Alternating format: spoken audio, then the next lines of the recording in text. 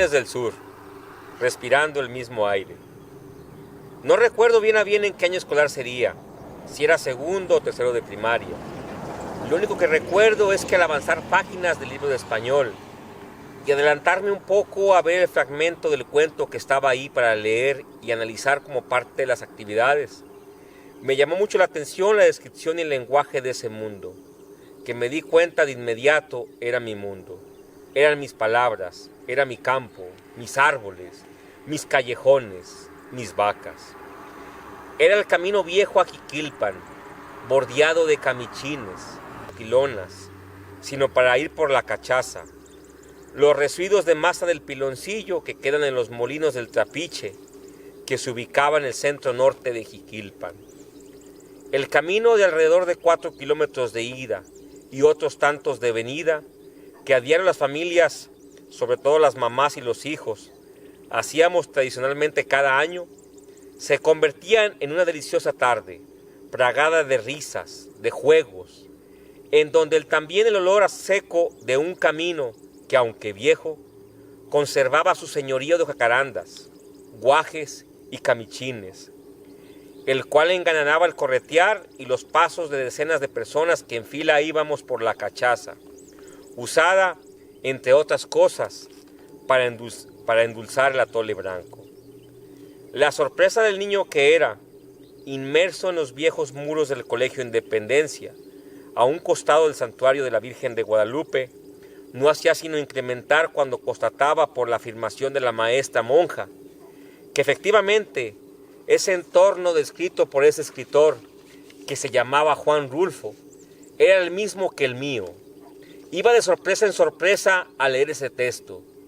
Apenas entendía que el San Gabriel que salía de la madrugada, húmedo de rocío, con una neblina que envolvía el calor de la gente y se enroscaba en las tejas de las casas, fuera mi mismo San Gabriel. Ese que cuando salía a Guadalajara no se llamaba así, sino que tenía que ponerme abusado, como me decía mi mamá, cuando estábamos en la central de autobuses, esperando que se pusiera en el letrero de ese camión morado el nombre de Venustiano Carranza, para saber que ese camión iba para San Gabriel. No comprendía, pero así era. Mi sorpresa fue enorme al seguir leyendo el fragmento del cuento que estaba en mi libro de español, porque también ahí se describía algo que me gustaba mucho hacer cuando íbamos a la cachaza Jiquilpan. El ir comiendo los camichines, esas bolitas verdes por fuera y negras por dentro que nos encontrábamos tirados por el suelo. El regocijo ante tal descubrimiento me hinchaba de eso que hoy puede llamarse orgullo. ¿Cómo era posible que en un texto que todos los niños de México estudiábamos se hablara ahí de mi San Gabriel? ¿Cómo era que en un libro que todos estarían leyendo supieran que para ir a Jiquilpan habría que pasar un camino lleno de árboles de camichines y que ese camino yo lo pasaba casi a diario o lo veía a diario en donde comenzaba, atrás de la gasolinera donde había otras decenas de los mismos árboles y los cuales se perdían hasta el panteón del pueblo? Al texto le seguían muchos pasajes y figuras ya reconocidas a esos pocos años de edad. Y es que también cuando ya empezaban a aparecer las primeras golondrinas en cierta época del año, al mirarlas revolotear entre las piedras de las calles, ya sabíamos, por lo que nos decían nuestros papás, que a los pocos días esas golondrinas andarían retozando entre los charcos que formaban las primeras lluvias. Esto sería la simiente que dejaba Juan Rulfo en nosotros. La madre maestra nos confirmaría que sí, que lo ahí descrito era lo mismo que nosotros, los demás niños y yo, a diario veíamos, a diario transitábamos. Con el tiempo sabría, varios años después, que las aulas de adobe y techos altos en que nos encontrábamos, y las cuales estaban alrededor de 4 corredores con una fuente en medio, en eso que nos decían se llamaba colegio, había sido también el colegio del escritor que describía nuestro pueblito de esa forma tan bonita, que como nosotros, también el niño Juan Rulfo había caminado por esos corredores que a diario nosotros corríamos. Que quizás también al niño Juan Nepomuceno, Carlos Pérez Vizcaíno, lo habían espantado diciéndole las monjas el cuento de que no se asomara al cuarto detrás de la sacristía del santuario, el que está pegado al colegio, porque le podía salir el padre sin cabeza. O que no se fuera para el callejón que va al cerrito de los Garambullos, porque le podía salir la Llorona. 1 o 2 años más tarde, de los primeros años de primaria, en San Gabriel acontecía otro hecho que trastornaría la apacible y monótona vida, dividida en ese año y por muchos años más, en las etapas más o menos así descritas: arado de la tierra en primavera, siembra y cosecha en verano, Navidad y después las fiestas de enero. Al cabo de un viernes de mayo, al pueblo comenzaban a llegar cientos de personas, gente que cargaba cámaras fotográficas de una dimensión pocas veces vista en la región, y otras cámaras que sorprendían por sus logotipos, esos que nada más se veían en alguno de los 2 canales de televisión que llegaban a la zona, el 13 de Imevisión, y que era el más sintonizado porque se veía muy claro, por estar la antena en el volcán de Colima, aunque realmente siempre nosotros le llamamos Nevado, y la repetidora, que así nos decían que se llamaba, del canal 2 de Autlán. Las cámaras decían 24 horas, Televisa y demás insignias que en ese tiempo no conocíamos del todo. Para un pueblo acostumbrado a que no pasara gran cosa durante todo el año, el ver llegar a tanta gente en camiones, carros, y que además, aunque a muy poco reconociéramos por no estar familiarizados con ese mundo, sabíamos que se trataba de algo muy importante. El sábado por la tarde, en la casa que está frente al curato, se arremolinaba mucha gente. Ya desde esa época empezabas a distinguir que solo había unos cuantos. Con los años veías que eran los mismos que se acercaban a esos eventos. La demás gente de San Gabriel miraba de lejos, como si la cosa no fuera con ellos. La cosa era de unos cuantos. Ahí en la casa frente al curato, los fotógrafos y camarógrafos se apostaban para hacer las mejores tomas. Para un niño de unos pocos años como yo, seguía siendo novedoso. Todo el mundo dirigía sus miradas y palabras a una señora menuda, ya entrada en años, y a varios jóvenes que estaban con ella que debían ser sus hijos. Después tiraban una soga que se encontraba atada a una tela en la pared frontal de la casa, y ahí quedaba descubierta una placa que decía: en esta casa vivió su infancia el escritor Juan Rulfo. Ah, me decía yo, todo esto es por el señor del cuento que viene en el libro de español que leí en la primaria. Más tarde, todas las personas se fueron a la plaza principal, a un costado de la casa del curato, aquella donde cada domingo nos llevaban nuestras mamás y nuestras hermanas a pasear, en donde después de misa nos premiaban comprándonos churros de Don Felipe, higos amielados, calabaza, chilacayote, cajeta de membrillo, o donde nos rentaban cuentitos de caricaturas, del Calimán, de Batman, novelas y también el libro vaquero para los más grandes y que se querían poner a leer ahí mismo. Pero siguiendo con el relato, miré que en la casa frente al curato, algunas de esas personas se subieron al kiosco, los que pudieron. Otros, la mayoría, se quedaron abajo. Yo seguía mirando al grupito de gente que cuidaba mucho a la señora Flaquita con sus hijos. De San Gabriel, aparte de la gente que luego supuse, como los mismos de Juan Rulfo, estaban autoridades de la presidencia. Algunos de ellos sigo pensando que nunca habían leído al escritor, como tampoco lo han leído hasta ahora. Pero los mismos que de ahí les digo, los de siempre, se notaban entusiasmados. Estaba el que escribía en el periódico del pueblo, que era el único que se hacía y llegaba a mi casa de vez en cuando, y mi papá lo ponía junto al Informador y al Occidental, que compraba en la tienda de la esquina, en la de Fidicha, después del puente, en la esquina de con mi abuelito Fidencio, precisamente en la otra cuadra, enfrente al Curato, porque decía Lorenzo que es entrego.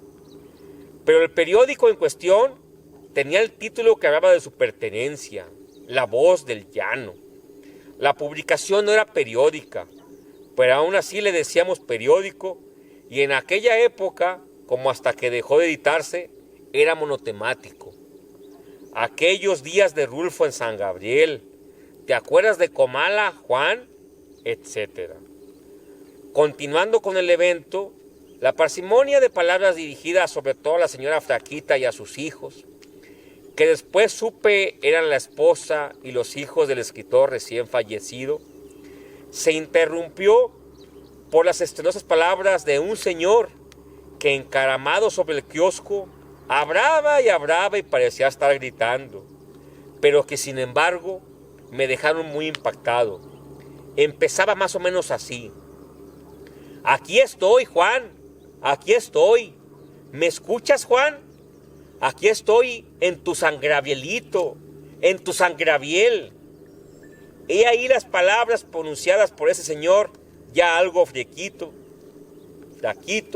viejito, y que también en más de una ocasión había visto en los programas que mi papá ponía en la televisión, en Café con Saldaña, y los tenía que ver porque era la única televisión que teníamos, y además era el único rato que estaba junto a él en todo el día. También provocaban esa sensación que había sentido cuando en el salón del colegio leía que el viejo Esteban caminaba hacia Jiquilpan, entre los árboles de camichines. Toda la gente que estaba ahí en la plaza miraba emocionada al viejito, que después supe se llamaba Juan José Arriola, y que era de Ciudad Guzmán, aunque él decía que era de Zapotlán. Pero ese nombre realmente ni a mí ni a mis compañeros nos sonaba. Ciudad Guzmán sí, porque mi mamá me dijo que allá había nacido yo, el número 13 y último de mis hermanos, y que también allá habían nacido mis hermanos la 11 y la 12, y mis demás hermanos en San Gabriel, porque antes era más difícil ir a Ciudad Guzmán a nacer por los caminos. Nosotros tres, los últimos, sí nacimos ahí porque era más seguro ya ir y nacer en el hospital. Pero mientras tanto, Juan José Arriola extendía las manos y señalaba el llano. Las campanas de la iglesia empezaron a repicar y eso produjo aún más emociones entre los asistentes. Había muy pocos niños. Seguro que, como en mí, era más el impacto de ver a toda esa gente reunida hablando sobre todo aquella persona que alguna vez se había ido de San Gabriel, de tu San Gabrielito. Entonces yo recordaba que todos mis hermanos se habían ido también de San Gabriel, como tantos otros, y que los papás de mis compañeros de la primaria también se habían ido, pero la mayoría de ellos a Estados Unidos. Después de que toda esa gente se fuera, de que los mismos visitantes de esos días, que acabaron siendo los de siempre de San Gabriel, regresaran algunos a Guadalajara y otros a escribir, relatar y publicar las fotos del evento en La Voz del Llano, como Virginio Villalbazo Brás. En el pueblo quedaron los ecos de ese acontecimiento de fin de semana. Tanto ruido por ese Juan Rulfo, por José Mojica, Brás Galindo, Gonzalo Villa Chávez, Primo Villa Michel, los hijos ilustres. ¿Y qué hicieron por el pueblo? De Salvador López Chávez, el de la Canadá, dicen que al menos le daba chamba a todo aquel que se presentara diciendo que era del pueblo. Luego los ponía a trabajar en algo. Pero, ¿y los otros? A lo largo y ancho de las pocas calles del pueblo, desde muy temprano, claro que también lo supe después. En las tiendas había organizado esa procesión de rumores en torno al homenaje póstumo a Juan Rulfo a 2 años de su muerte. Para los gabrielenses, el mensaje y las loas a su paisano poco representaban. Los años del frenesí cultural, cuando las obras de teatro se amontonaban por decenas al año, y se realizaban conciertos y serenatas con grupos como la banda Irineo Monroy, los románticos de Ramón, Luis y Manuel Rodríguez Brás, de que Agustín Villalbazo Brás ganara tantos concursos de canto, del Temblor Estrada, entre muchos otros, y que precisamente habían sido el contexto para la inspiración y la simiente vocacional de artistas como el propio José Mojica y Blas Galindo. Pero de todo este contexto, habían pasado ya muchos lustros. Para esos momentos, San Gabriel carecía del gusto inconmensurable por las artes. La labor de bregar en el desierto de finales de los 80 le correspondía a unos pocos. A esos mismos de siempre que aquilataban el orgullo de contar con tanta gente que quizás, como lo dijera Dante Medina, parafraseando a Gonzalo Villa Chávez, sería porque en ellos convergía el mismo aire doctrinal de la ilustración mamada de aquella instrucción de las madres josefinas francesas, cual París chiquito, de las primeras y convulsionadas décadas revolucionarias del siglo pasado, como lo dijera don Roberto Santos Rojas. Y es que la valoración de esa sociedad gabrielense, sí, quizás muy desigual cual pueblo de esa época prerevolucionaria, pero que también en su interior tenía una alta estima a la alta cultura, ya no albergaba esas condiciones para respirar ese aire de los primeros años del siglo XX, y que, aunque ilustrados, no era privativa de unos cuantos, sino que presentaba oportunidades a muchos de sus pobladores, e incluso algunos, con sus limitaciones, pudieron salir y lograron sobrevivir y ser destacados en el mundo de las artes, como el propio Blas Galindo Dimas, José Mojica o el empresario Salvador López Chávez. El eco de la cultura, la voz de Rulfo, la misma que llevó al mundo ese ambiente, esa voz que explotara escuetamente describiendo este olor de la tierra agreste, cálida y llena de luz, aún no penetraba en el significado de la escritura de su paisano. En su tierra, en sus pueblos, la indiferencia mayoritaria era el sentir de sus pares.